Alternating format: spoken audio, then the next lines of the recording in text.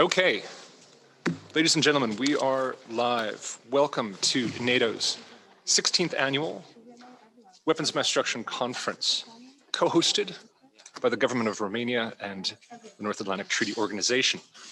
We originally planned on having an in-person conference in Bucharest, actually back in March, to coincide with the Treaty on the Non-Proliferation of Nuclear Weapons Review Conference.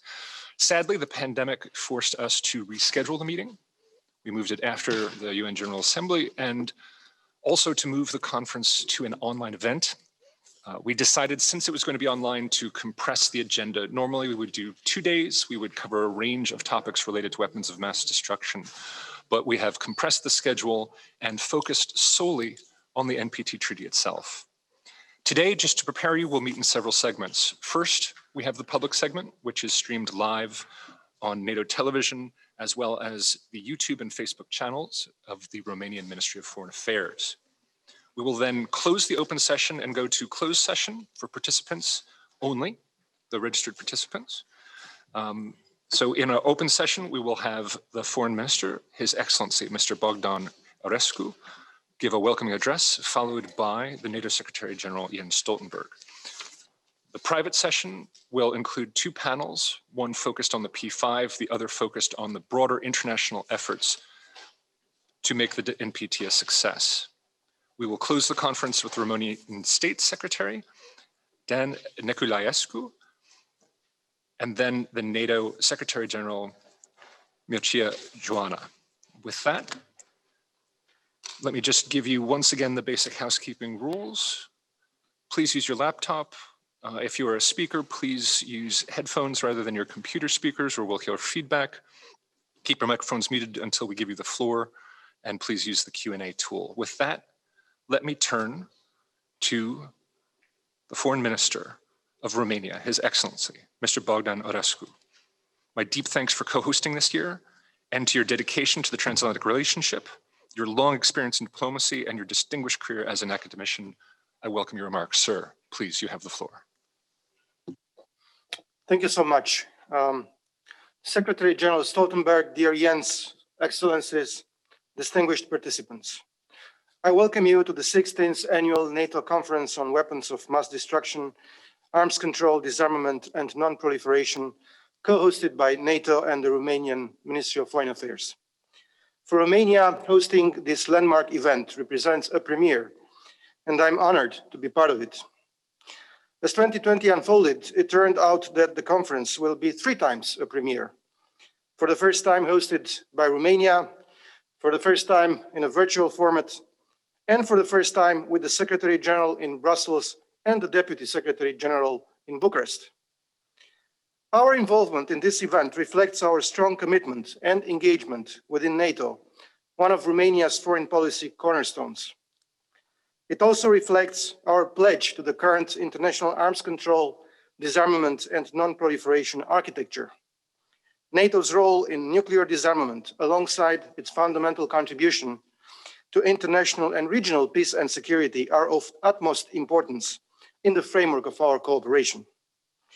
I would like to particularly praise the excellent cooperation we had with NATO's International Secretariat in rescheduling and rearranging this conference. I would also like to welcome the presence here with us today of NATO's Deputy Secretary General, His Excellency Mr. Mircea Joana, of Ambassador Gustavo Eslaubinen, President-designate of the Review Conference of the Treaty on Non-Proliferation of Nuclear Weapons, as well as of the United Nations Under-Secretary General and High Representative for Disarmament Affairs, His Excellency Mrs. Izumi Nakamitsu, and the EU Special Envoy for Non-Proliferation and Disarmament, Her Excellency Mrs. Marjolijn von Bellen, alongside 2 outstanding panels of speakers. Mr. Secretary General, distinguished participants, international non-proliferation, arms control, and disarmament architecture is under constant pressure for a number of years. New global challenges are emerging. Current developments should be wake-up calls for all of us who are attached to multilateralism, international law, and the rules-based international order. Romania is a firm believer and a constant promoter of an effective multilateral approach and international cooperation based on the respect for international law. Existing threats are persistent and new ones emerge. We need to address all of them with determination, unity, and coherence, both within NATO and in other international frameworks we are part of.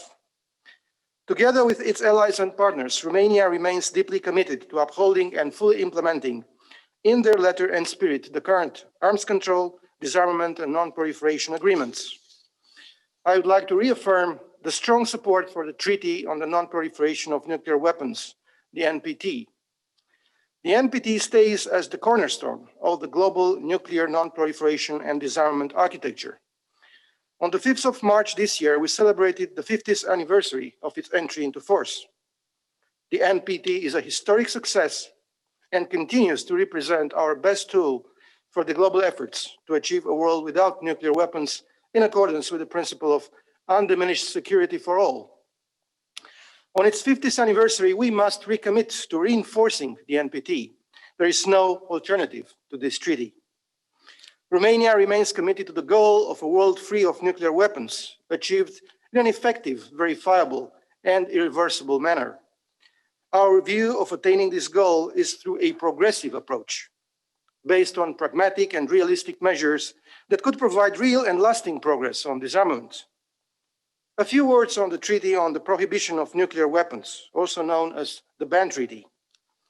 Accomplishing tangible results on nuclear disarmament requires cooperation and a careful and lucid consideration of the international security environment.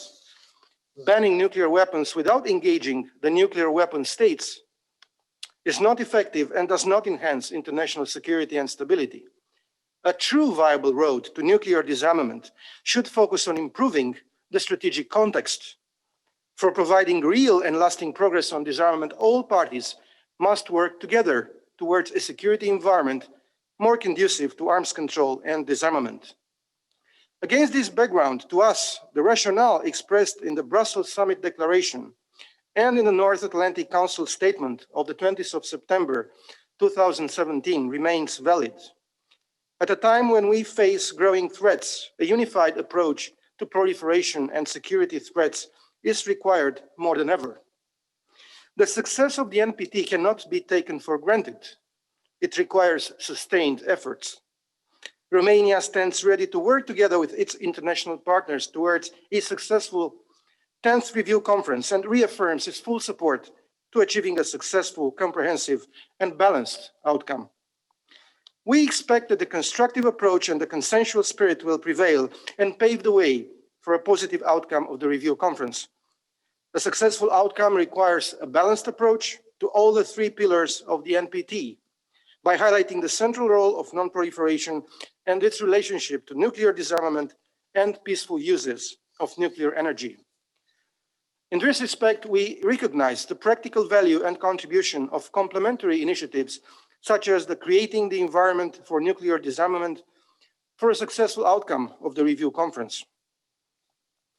I take this opportunity to also underline as a concrete national contribution to the upcoming review conference and to the implementation of the NPT, Romania's efforts as co-presidency for a successful ICONS 2020, the high-level international conference on nuclear security, sustaining and strengthening efforts that took place in Vienna between the 10th and the 14th of February 2020, and which I had the honor to co-chair together with Panama.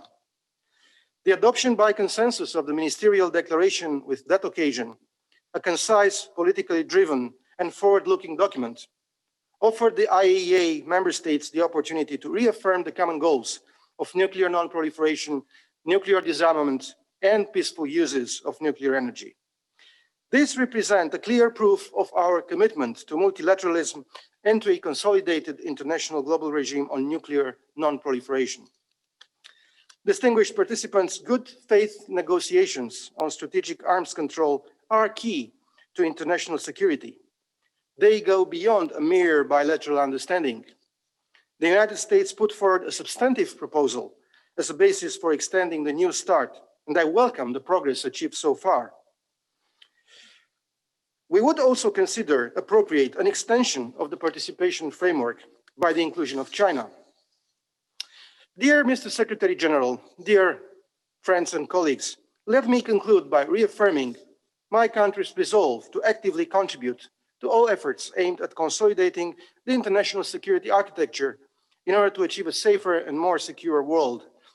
I reiterate once more Romania's conviction that it is in our shared responsibility to ensure that the NPT will continue to stand the test of time. I look forward to a successful event and meaningful discussions. Thank you. Thank you so much, Minister. I appreciate your remarks, which I think were just an excellent frame for our discussions today. We will now turn to the NATO Secretary General, Jens Stoltenberg. I want to highlight his particular leadership on arms control, disarmament, non-proliferation. His speech last year at the 15th NATO WMD conference was the first dedicated speech by a Secretary General on arms control in 3 decades, since Manfred Warner back in the early 1990s.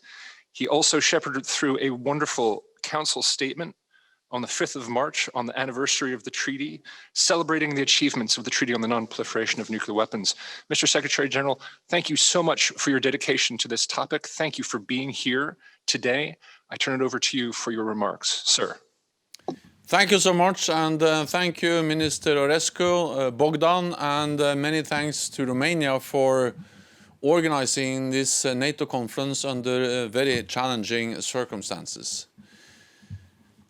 NATO has been at the forefront of nuclear disarmament for decades because our ultimate goal is a world free of nuclear weapons. Together, we have reduced the number of nuclear weapons in Europe by more than 90% over the past 30 years. But in an uncertain world, these weapons continue to play a vital role in preserving peace. Only 3 NATO allies possess nuclear weapons, but all NATO allies benefit from the security guarantees they provide. Our nuclear deterrent is our strongest deterrent. At the same time, there are legitimate concerns about nuclear weapons and their proliferation. Russia and China are investing heavily in sophisticated and diverse nuclear arsenals. North Korea continues its nuclear expansion, and in Iran the centrifuges are spinning again. With this, the prospect for complete nuclear disarmament seems remote, but it's not less relevant. Today, we need to pursue nuclear arms control and disarmament as a matter of urgency. Yet, we need to do this in a balanced, reciprocal and verifiable way. So today, I will set out 3 steps that are critical in our efforts towards nuclear disarmament. First, we must continue to invest in the tools that have worked, such as the Treaty on Non-Proliferation of Nuclear Weapons, the NPT. Earlier this year, we marked the 50th anniversary of the entry into force of the NPT, a treaty that all NATO allies strongly support, and that has successfully limited the global spread of nuclear weapons. In the past 5 decades, thanks directly to the NPT, tens of thousands of nuclear weapons have been eliminated. It has also provided a framework for countries like Belarus, Kazakhstan, South Africa and Ukraine to abandon their nuclear programs. And it has established a robust safeguards and verification regime, allowing non-nuclear weapon states to take advantage of peaceful uses of nuclear energy. So it has achieved a lot. But we cannot take its enduring success for granted. It requires sustained commitment and effort. NATO allies are playing their part. In March this year, we call on all parties to the treaty to work together towards a successful NPT review conference next year. Because this conference is a major opportunity for the international community to strengthen the NPT. We must also seize this opportunity to not undermine the NPT or challenge its vital role. I know that there are those that look at the Treaty on the Prohibition of Nuclear Weapons, or the Ban Treaty, as an alternative solution to eliminate all nuclear weapons. At first glance, it seems attractive, but the reality is that it will not work. The Ban Treaty has no mechanism to ensure the balanced reduction of weapons and no mechanism for verification. Moreover, it has not been signed by any state that possesses nuclear weapons.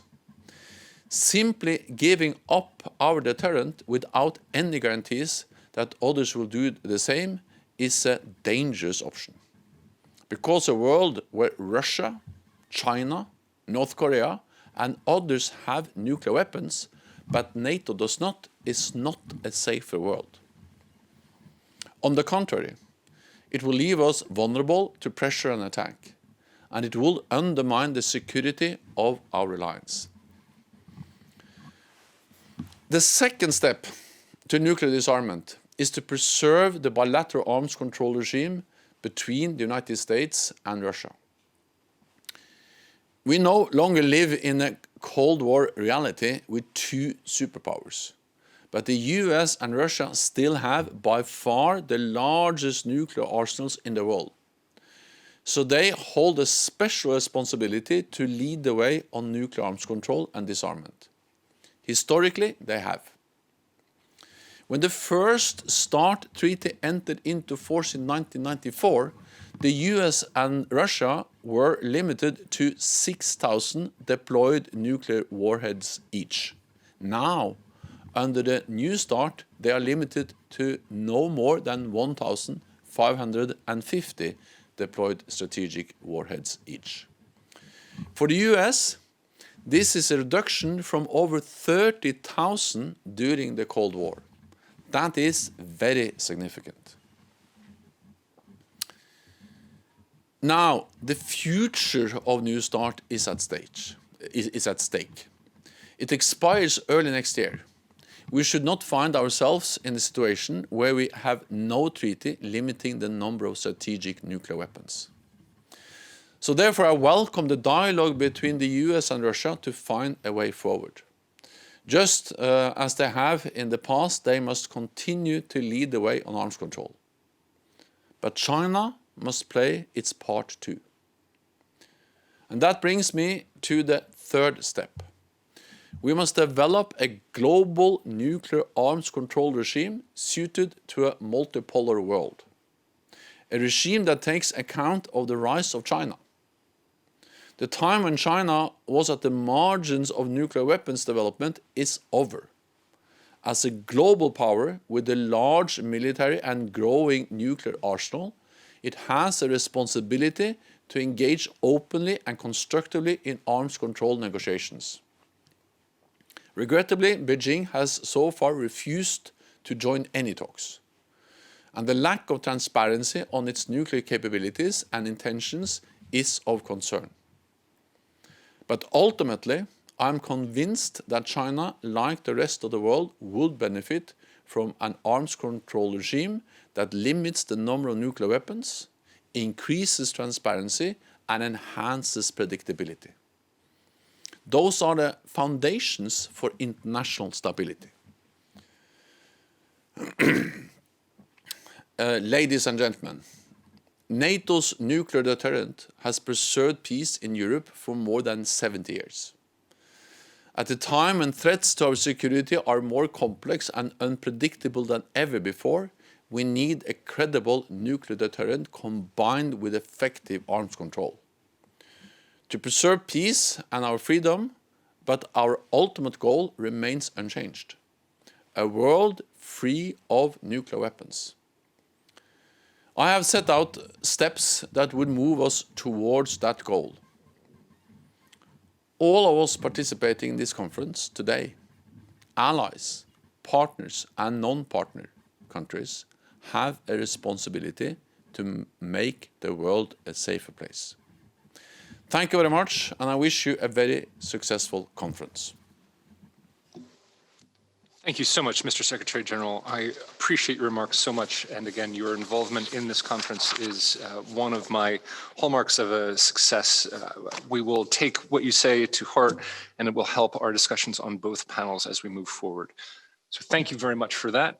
This ends the public section of the NATO WMD conference. We will now go to private session with the online participants and the folks here in room 2.